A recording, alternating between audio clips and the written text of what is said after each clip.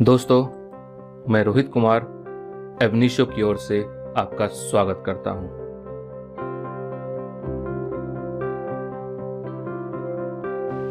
Taxation law में heads of income में first head आता है सैलरीज, जिसके बारे में दिया हुआ है सेक्शन 15 to 17 में। इसमें फर्स्ट केस है राम प्रसाद वर्सेस CIT 1972 का केस है, और यह केस डील करता है कि सपोज अगर किसी पर्सन को किसी कंपनी में एज ए MD अपॉइंट किया जाता है, तो सबसे पहले जरूरी यह है देखने का कि उस कंपनी और पर्सन के बीच में जो रिलेशनशिप है वो मास्टर और सर्वेंट का है या प्रिंसिपल और एजेंट का है। सपोज ऐसा होता है कि यह रिलेशनशिप आइडेंटिफाई किया जाता है एज ए मास्टर और सर्वेंट का, तो उस कंडीशन में उस पर्सन को मिलने वाला रेम्युनरेशन सैलरी हेड में काउंट होगा। जबकि अगर ऐसा होता है कि उस कंपनी और पर्सन के बीच में रिलेशनशिप प्रिंसिपल और एजेंट का होता है, तो उस कंडीशन में उसे मिलने वाला remuneration profit and gains of business and profession में काउंट किया जा सकता है। इस केस में आप देखेंगे सेक्शन 7 और सेक्शन 10 के बारे में बात की गई है, which is given under Indian Income Tax Act 1922।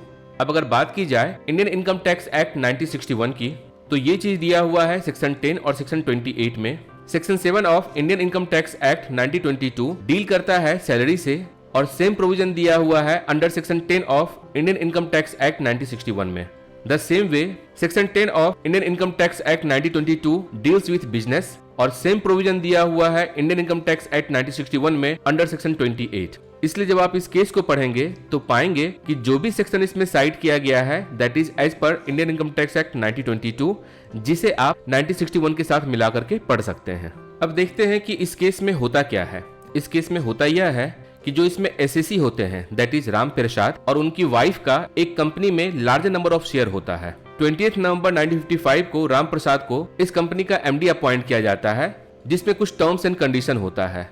And term and condition यह होता है कि एज बीइंग एन MD उनको 2000 पर मंथ रेम्युनरेशन दिया जाएगा, 500 रुपीज कार अलाउंसेस दिया जाएगा, और कंपनी का जो भी प्रॉफिट होगा दैट इज ग्रॉस प्रॉफिट, उसमें से 10% इनको दिया जाएगा। यह कंपनी होटल्स में डील करती है, जिसके वजह से इन सारे बेनिफिट्स के अलावा राम प्रसाद को और उनकी वाइफ को होटल में फ्री बोर्ड और लॉजिंग की फैसिलिटी दी गई। अब होता यह है कि अकाउंटिंग ईयर 1955 में, जो कि as per the case and होता है 30 सितंबर 1955 को, कंपनी का ग्रॉस प्रॉफिट लगभग होता है 5,39,130 rupees, out of which 10% profit calculate किया जाता है राम प्रसाद के अगेंस्ट में, और राम प्रसाद को मिलने वाला कमीशन होता है 53,913 रुपीज। अब ऐसा होता है कि राम प्रसाद जी इस बात को रियलाइज कर पाते हैं कि जब उन्हें अगर ये अमाउंट पे किया जाता है तो कंपनी को नेट प्रॉफिट कुछ भी नहीं हो पाता है।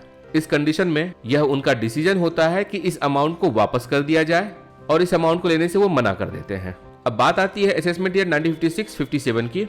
इनकम टैक्स ऑफिसर इस अमाउंट पर टैक्स लगाने की बात करते हैं, बिकॉज उनका मानना होता है कि यह अमाउंट एक तरीके से राम प्रसाद जी को अक्रू हो चुका है and it is part of his salary. यही बात अपहेल्ड की जाती है अपलेट असिस्टेंट कमिश्नर के द्वारा, और सेम चीज कहा जाता है अपलेट ट्राइब्यूनल के द्वारा। देन उसके बाद यह मामला पहुंचता है हाई कोर्ट में 3 क्वेश्चंस के साथ। फर्स्ट क्वेश्चन यह होता है कि जो राम प्रसाद जी को 53,913 रुपीज मिला है, क्या उसे रेवेन्यू रिसीट माना जाए। सेकेंड होता है जो यह अमाउंट है 53,913 रुपीज, इसके ऊपर जो टैक्स इंपोज किया जाने वाला है that should come under purview of section 7 और सेक्शन 10। सेक्शन 7 का मतलब है कि क्या यह अमाउंट उनके सैलरी के रूप में काउंट किया जाना चाहिए या फिर बिजनेस प्रॉफिट के रूप में काउंट किया जाना चाहिए। थर्ड क्वेश्चन होता है कि यदि इस अमाउंट को बिजनेस प्रॉफिट के रूप में अगर काउंट किया जाएगा तो उस कंडीशन में जो टैक्स डिडक्शन होगा that should come under subsection 1 of section 10 और सबसेक्शन 2 ऑफ सेक्शन 10। जिस चीज पर हाईकोर्ट का कहना होता है फर्स्ट क्वेश्चन को लेकर के कि ये रेवेन्यू रिसीट है, सेकंड क्वेश्चन का जवाब देते हुए हाईकोर्ट कहती है कि it is part of his income and salary, so जो भी डिडक्शन होगा that is under section 7। And since second question का जवाब दिया जा चुका था तो इस कंडीशन में थर्ड क्वेश्चन इरेलीवेंट हो जाता है और हाईकोर्ट इसका जवाब नहीं देती है। देन उसके बाद 9 नवंबर 71 में यह मामला SAC के द्वारा पहुंचाया जाता है सुप्रीम कोर्ट में। तो आइए अब हम लोग देखते हैं इस केस में कहां क्या होता है, सुप्रीम कोर्ट का क्या कहना होता है। फर्स्ट पैराग्राफ में बात की जाती है फैक्ट के बारे में, जिसके बारे में हम लोगों ने डिस्कस किया है। इसी पैराग्राफ में बात की जाती है ITO के कंटेंशन को लेकर के। अपडेट असिस्टेंट कमिश्नर का रिप्लाई भी यहाँ मिल जाएगा, और साथ ही साथ ट्राइब्यूनल का जो कहना था वो सारी बातें लिखी हुई है फर्स्ट पैराग्राफ में। देन उसके बाद हाईकोर्ट के द्वारा ये रिजेक्ट किया जाता है, लेकिन हाईकोर्ट के पास जो ये क्वेश्चन ऑफ लॉ बनकर के जाता है वो दिया हुआ है आपका सेकंड पैराग्राफ में, जिसमें 3 क्वेश्चंस पूछा गया था। इसके बारे में हम लोगों ने डिस्कस कर लिया है। उसी में आप देखेंगे हाई कोर्ट के द्वारा दिए गए जवाब के बारे में। एंड थर्ड पैराग्राफ में आप देखेंगे ये मैटर पहुंचता है सुप्रीम कोर्ट के पास, जहां सुप्रीम कोर्ट ट्राइब्यूनल को कहती है थर्ड क्वेश्चन के रिलेटेड मटेरियल प्रोड्यूस किया जाए। और सुप्रीम कोर्ट का यह demand Morbi industries limited versus commissioner of income tax 1971 के केस पर होता है। देन उसका ट्राइब्यूनल सप्लीमेंट्री स्टेटमेंट लेकर के आती है और थर्ड क्वेश्चन का आंसर देती है in the favour of department and against of SSC, जहां उनका कहना होता है the SSC is not entitled to reduction of the sum 53,913 rupees either under subsection 1 of section 10 और subsection 2 of section 10 of the act। Then उसके बाद आप देखेंगे पैराग्राफ नंबर 4 में, जहां सुप्रीम कोर्ट के पास एक इंपॉर्टेंट क्वेश्चन आता है और क्वेश्चन यह आता है कि इसे सेक्शन 7 में या सेक्शन 10 में किस सेक्शन में फॉल किया जाए। Section 7 talks about salary and section 10 talks about business profit. तो जरूरी यह है कि एसएससी का जो एम्प्लॉयमेंट कंपनी में है उसके नेचर को समझा जाए। बिकॉज आप देखेंगे पैराग्राफ नंबर 5 में एसएससी का कंटेंशन होता है कि उसे जो भी रेम्युनरेशन मिला है that is not being an employee of the company but agent of the company. यहाँ पर एसएससी का कहना होता है कंपनी और उस पर्सन के बीच में यदि रिलेशन एम्प्लॉयमेंट का होता तो यहाँ मैटर बनता है मास्टर और सर्वेंट का, और जैसे ही मैटर बनता है मास्टर और सर्वेंट का तो वहां पर कंपनी का उसके ऊपर डायरेक्ट कंट्रोल होगा और सुपरविजन होगा। लेकिन यदि यह मैटर प्रिंसिपल और एजेंट का बनता है तो उस कंडीशन में कंपनी और एसईसी के बीच में अगर देखा जाए तो एक कॉन्ट्रैक्ट होता है। कंपनी का डायरेक्ट कंट्रोल एसईसी के ऊपर नहीं होता है और ना ही डायरेक्ट सुपरविजन होता है, बल्कि यहाँ पर एक इंडिपेंडेंट कॉन्ट्रैक्ट होता है और यहाँ इंडिपेंडेंस की बात होती है। सिंस वो जो भी डिसीजन लेता है एज एन इंडिपेंडेंट इंडिविजुअल के रूप में ले रहा है, तो एमडी के रूप में जो उसका अपॉइंटमेंट हुआ है कंपनी में उसे एम्प्लॉय ना समझ करके बल्कि एजेंट के रूप में देखा जाए। तो एसईसी का जो अपॉइंटमेंट हुआ है इस कंपनी में एज बीइंग एन एमडी, तो यह रिलेशन एम्प्लॉय का ना होकर के एजेंट का है। इस चीज को लेकर के सुप्रीम कोर्ट पैराग्राफ नंबर 6 में कुछ ऑब्जर्वेशन के साथ आती है, जहां फिर से बात की जाती है कंपनी के साथ एम्प्लॉय और एजेंट के रिलेशनशिप को लेकर के। यहाँ कोर्ट कुछ एग्जाम्पल को लेकर के आती है, लाइक सपोज एक पर्सन बाय प्रोफेशन डॉक्टर है, अगर उसे मेडिकल ऑफिसर के रूप में अपॉइंट किया जाता है तो देखा जाए उसके फंक्शन के रूप में उसके ऊपर कोई कंट्रोल नहीं होता है in the context of manner of his work and day to day work को लेकर के। और अगर उसे एम्प्लॉय के रूप में ट्रीट किया जाता तो यहाँ पर मास्टर और सर्वेंट का रिलेशनशिप होता जहाँ डायरेक्टरी कंट्रोल होता। सेकंड एग्जांपल ये देते हैं चौफर का, जिसका काम होता है कार ड्राइव करना। अब सपोज ऐसा होता है कि एक पर्सन एक चौफर के रूप में एम्प्लॉय किया जाता है, अब उसका काम है कार चलाना। अपने एम्प्लॉयर या किसी और के इंस्ट्रक्शन पे प्लेस ए से प्लेस बी की ओर जाता है, तो वहां पर एम्प्लॉयर का कोई कंट्रोल या सुपरविजन नहीं होता है कि वो पर्सन कार कैसे चलाए। सो इस कंडीशन में हम लोग देखते हैं जो उसका मैनर ऑफ वर्क है वो कंट्रोल और सुपरविजन के दायरे में नहीं आता है। तो क्या यहाँ पर यह कहा जा सकता है कि the person is not employee of the employer? तो सुप्रीम कोर्ट का कहना होता है कि जो टेस्ट अपलांट के द्वारा दिया गया है उसका यूनिवर्सल एप्लीकेशन नहीं है। It means that depends upon the case, circumstances and nature of the work. यहाँ सुप्रीम कोर्ट का कहना होता है कि ट्रू टेस्ट तब हो सकता है जब हम लोग यह देखें कि कंपनी और एमडी के बीच में अगर रिलेशन ऐसा है जहां कंपनी डायरेक्टली उस एमडी को कंट्रोल कर रही है या सुपरवाइज कर रही है, तो उस कंडीशन में मास्टर और सर्वेंट रिलेशनशिप स्टेब्लिश हो जाता है।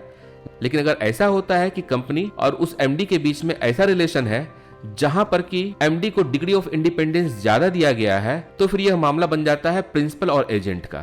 तो अल्टीमेटली अगर देखा जाए तो डिग्री ऑफ इंडिपेंडेंस ये डिसाइडिंग फैक्टर है इस बात का, जिससे कि यह डिटरमाइन किया जा सकता है कि यह रिलेशनशिप प्रिंसिपल और एजेंट का है या फिर मास्टर और सर्वेंट का है।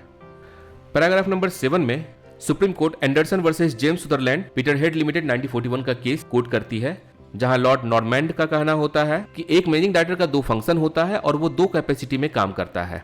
Managing director party to contract with the company है और जो भी यह कॉन्ट्रैक्ट है that is contract of employment. और अगर स्पेसिफिकली कहा जाए तो यह कॉन्ट्रैक्ट ऑफ सर्विस का है, ना कि कॉन्ट्रैक्ट फॉर सर्विस का है। कॉन्ट्रैक्ट ऑफ सर्विस का मतलब एम्प्लॉयमेंट से होता है, जबकि कॉन्ट्रैक्ट फॉर सर्विस का मतलब कॉन्ट्रैक्ट से होता है, जहां पर जिस पर्सन ने कॉन्ट्रैक्ट किया है वो अपने आप में इंडिपेंडेंट होता है। लेकिन कॉन्ट्रैक्ट ऑफ सर्विस में वो एम्प्लॉय होता है, तो जो भी वो काम करता है that comes under purview of control and supervision of the company.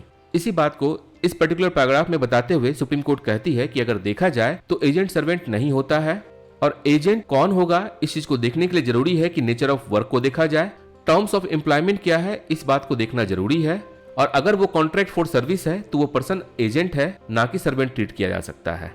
अब रही बात सर्वेंट की, तो कुछ स्पेसिफिक पर्पस के लिए वह एम्प्लॉयड एजेंट के रूप में काम कर सकता है on the behalf of the company, क्योंकि उसकी ड्यूटी और position contract of service and terms of employment से बॉन्डेड होता है। अब अगर बात की जाए डायरेक्टर के बारे में, तो डायरेक्टर किसी कंपनी का एजेंट हो सकता है लेकिन सर्वेंट नहीं हो सकता है।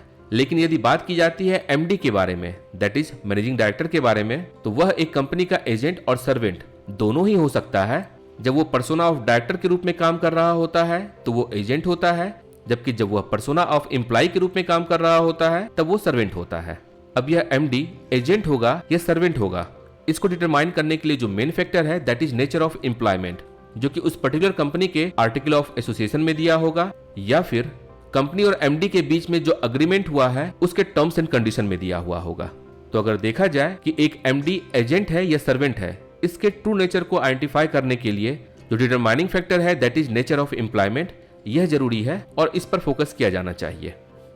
इसी क्रम में पैराग्राफ नंबर 8 में supreme court Pyarelal Adeshwar Lal versus commissioner of income tax, जो कि कानपुर का केस है, इसे डिस्कस करती है। And this is related to indication of contract of service, जिसमें कोर्ट का कहना होता है कि कॉन्ट्रैक्ट ऑफ सर्विस को इंडिकेट करने का कुछ पैरामीटर्स है। फर्स्ट, जो मास्टर है दैट इज एम्प्लॉयर, उसके पास पावर होता है सेलेक्ट करने का कि वो किस पर्सन को एज ए एम्प्लॉय के रूप में सेलेक्ट कर सके। तो सिलेक्शन ऑफ पावर इसमें फर्स्ट क्राइटेरिया होता है। सेकेंड, जो पेमेंट और वेजेस उस पर्सन को दिया जाता है काम करने के लिए। थर्ड होता है right to control of the employer, जो एम्प्लॉयर एग्जर्ट करता है कंट्रोल और डायरेक्शन देता है किसी पर्टिकुलर वर्क को करने के लिए, उसे एम्प्लॉय फॉलो करता है। एंड फोर्थ, यह एम्प्लॉयर का राइट होता है कि वो जब भी चाहे पर्टिकुलर एम्प्लॉय का सस्पेंशन कर सके या उसे डिसमिस कर सके सर्विस से बाय फॉलोइंग द रूल्स। तो इस पर्टिकुलर केस में इस 4 इंडिकेशन के बारे में बात की गई थी, जिसके बेसिस पर पता चलता है कि जो पर्टिकुलर रिलेशन है वो कॉन्ट्रैक्ट ऑफ सर्विस का है या कॉन्ट्रैक्ट फॉर सर्विस का है। इस केस में पाया जाता है कि जो एसएससी है उसका एम्प्लॉयर के साथ मास्टर्स एंड सर्वेंट का रिलेशनशिप है। पैराग्राफ नंबर 10 में supreme court third case discuss करती है and the name of the case is Lakshmi Narayan Ram Gopal versus government of Hyderabad, और इसमें जजमेंट दिया था जस्टिस भगवती ने। इस केस में होता यह है कि जो एसएससी होता है उसका कंपनी के साथ अग्रीमेंट होता है और यह कंपनी मैनेजिंग एजेंसी होती है, जिस एग्रीमेंट के तहत एसएससी को कुछ पावर दिया जाता है, राइट दिया जाता है ताकि वो अपना फंक्शन कर सके। उसे राइट दिया जाता है to continue employment as agent, और ये एम्प्लॉयमेंट जो होगा वो 30 ईयर्स के लिए होगा। इस बीच में एजेंसी उसे निकालेगी नहीं, लेकिन अगर एसएससी चाहे तो रेजिग्नेशन देकर के उस कंपनी को छोड़ सकता है। एज रेम्युनरेशन उस पर्सन को 2% दिया जाएगा जितना भी सेल होता है उस कंपनी के द्वारा उस सेल पर। साथ ही साथ एसएससी को पावर दिया जाता है कि यदि वो चाहे तो अपने काम को सब डेलीगेट भी कर सकती है। इस पूरे सिचुएशन को देखते हुए जस्टिस भगवती का कहना होता है कि इस एजेंसी और एसएससी के बीच में जो रिलेशन है वो मास्टर और सर्वेंट का नहीं है, बल्कि प्रिंसिपल और एजेंट का है।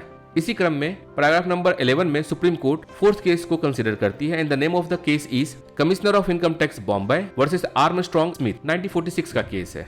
इस केस में होता यह है कि कंपनी और मिस्टर स्मिथ के बीच में एक अग्रीमेंट होता है और कंपनी के आर्टिकल ऑफ एसोसिएशन में इसके बारे में कुछ टर्म्स एंड कंडीशन दिया जाता है, जिसके तहत मिस्टर स्मिथ को उस पर्टिकुलर कंपनी का एमडी और चेयरमैन अपॉइंट किया जाता है, जिसमें ये बात की जाती है कि वो पर्सन या तो उस कंपनी से रिजाइन कर सकता है या उसकी डेथ ही उसकी पीरियड ऑफ एम्प्लॉयमेंट होगी। It means company mister Smith को डिसमिस नहीं कर सकती है। साथ ही साथ इसमें कहा जाता है कि Mister Smith at least 1 share possess करेंगे और उस कंपनी के जितने भी डायरेक्टर्स हैं उनके ऊपर डायरेक्टली सुपरवाइज करेंगे। इट मींस मिस्टर स्मिथ का कंट्रोल एंड डायरेक्शन इस पर्टिकुलर कंपनी के सारे डायरेक्टर्स के ऊपर होगा। मिस्टर स्मिथ को जो भी रेम्युनरेशन मिलेगा that would be voted by the company, और यह वोट होगा एनुअल जनरल मीटिंग में। अब इस कंडीशन में यह जरूरी था कि आइडेंटिफाई किया जाए कि कंपनी और स्मिथ के बीच में रिलेशनशिप मास्टर और सर्वेंट का है या प्रिंसिपल और एजेंट का है। इसमें कोर्ट का कहना होता है कि अगर इन सारे टर्म्स एंड कंडीशन को देखा जाए तो यह रिलेशन मास्टर और सर्वेंट का दिखता है, ना कि प्रिंसिपल और एजेंट का।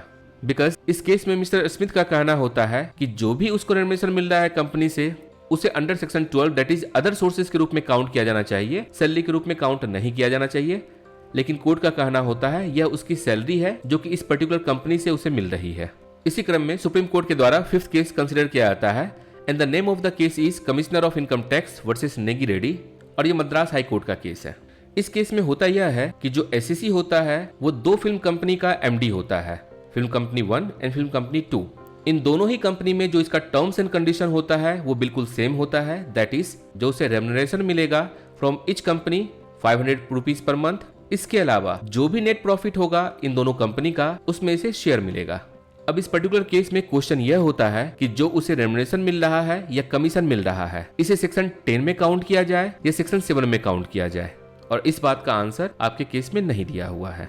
जबकि जब आप इसके ओरिजिनल केस को पढ़ेंगे तो पाएंगे ये मामला कुछ और होता है। होता यह है कि मिस्टर नेगी के पास एक प्रॉपर्टी होता है जिसका नाम होता है विज्ञान गार्डन। वहां पर इन दोनों कंपनी को ला के आता है फिल्म के शूटिंग के लिए। फिल्म की शूटिंग होती है जिसके एवज में इनको कुछ मनी मिलता है। अब यहाँ पर आईटीओ का कहना होता है वो टैक्सेबल होगा बिजनेस इनकम के रूप में, लेकिन मिस्टर नेगी का कहना होता है कि यह उनका एग्रीकल्चर इनकम है, बिकॉज ये जो भी शूटिंग हुआ है वो उनके गार्डन में हुआ है and it is a part of agriculture. लेकिन कोर्ट का फाइनली कहना होता है कि जो इनका इनकम है that comes under purview of section 10, it means यह इनका बिजनेस इनकम होगा। और अगर प्रेजेंट केस में देखें जहां इसे साइट किया गया है, तो इस कंडीशन में जो इनका इनकम काउंट होगा that is under section 10 and not section 7। यहाँ पर जरूरी यह है देखने का कि मैनेजमेंट और कंट्रोल क्या उनके ऊपर किसी का था, अग्रीमेंट क्या है, और साथ में आर्टिकल ऑफ एसोसिएशन क्या कहता है। उसके बेसिस पर ही यह कंक्लूड किया जा सकता है कि इनका रिलेशन इन दो कंपनी के साथ किस तरीके का है, मास्टर और सर्वेंट का है या फिर प्रिंसिपल और एजेंट का है। तो फाइनली इस केस में माना जाता है कि प्रिंसिपल और एजेंट का है, और उसके बेसिस पर जो इनके ऊपर टैक्स इंपोज किया जाता है that is under section 10। Paragraph number 13 में supreme court article of association को ऑब्जर्व करती है और पाती है कि प्रेजेंट केस में अगर देखा जाए तो under article 109 of article of association mister Ram Prasad को कंपनी का एमडी बनाया गया था and that is for 20 years. As per article 136 उनको कुछ पावर और ऑथोरिटी दी गई थी ताकि वो कंपनी का जनरल मैनेजमेंट और बिजनेस कंटिन्यू कर सके, और कंपनी के मैनेजमेंट के लिए जो भी नेसेसरी और डिजायरेबल है उसे वो ऑप्ट कर सकते थे। एज पर आर्टिकल 137 कंपनी के मनी, गुड्स और प्रॉपर्टी इन सब के रिसिप्ट पर उनका साइन होता था। वो कंपनी के फंड्स और मनी को अपने हिसाब से मैनेज कर सकते थे, और उनको साथ ही साथ पावर दिया गया था जो कंपनी का चेक है उस पर वो साइन कर सके। एज पर आर्टिकल 138 उन्हें पावर दी गई थी अपने टास्क को सब डेलीगेट करने के लिए। एज पर आर्टिकल 139 उन्हें किसी और कंपनी से कॉन्ट्रैक्ट या किसी भी पर्सन के साथ कॉन्ट्रैक्ट और जनरल वर्क करने के लिए अलाउ किया गया था। इसके अलावा आर्टिकल 140 में उन्हें एडिशनल पावर दी गई थी एडिशनल वर्क के लिए, और एक तरीके से ये इनका डिस्क्रिशनरी पावर था। आर्टिकल 141 के तहत उन्हें यह अधिकार दिया गया था कि कंपनी की प्रॉपर्टी, बुक ऑफ अकाउंट और बाकी दस्तावेजों को वो अपने कस्टडी में रख सके।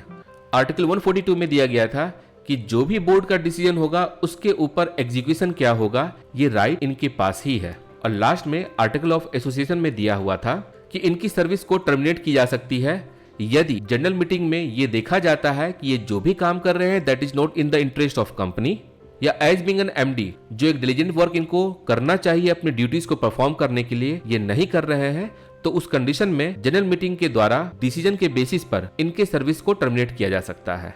पैराग्राफ नंबर 14 में सुप्रीम कोर्ट ऑब्जर्व करती है कि मिस्टर राम प्रसाद का यहाँ as being an MD dual role था। First as being an employee and second उनको कुछ डिस्क्रिशनरी पावर भी दी गई थी ताकि वो इंडिपेंडेंटली काम कर सके और कंपनी के लिए जो बेहतर हो उसके लिए डिसीजन ले सके।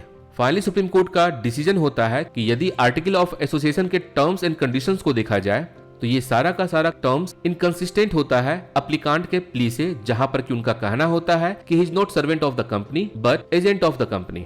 अप्लांट की तरफ से जो बात कही गई थी कि उनके ऊपर कंट्रोल और मैनेजमेंट को लेकर के कि कंपनी का डायरेक्टली उनके ऊपर कंट्रोल और मैनेजमेंट नहीं है, तो यहाँ सुप्रीम कोर्ट का कहना होता है ये टेस्ट का बहुत नैरो व्यू है। बिकॉज अगर टर्म्स एंड कंडीशन देखा जाए एसोसिएशन ऑफ एम्प्लॉयमेंट का तो भले ही उनको कुछ डिस्कशन दिया गया था जहां पर की एडिशनल पावर दी गई थी, वो डिसीजन ले सकते हैं कंपनी के अफेयर्स को लेकर के, लेकिन इसके साथ कुछ लिमिटेशंस दी गई थी।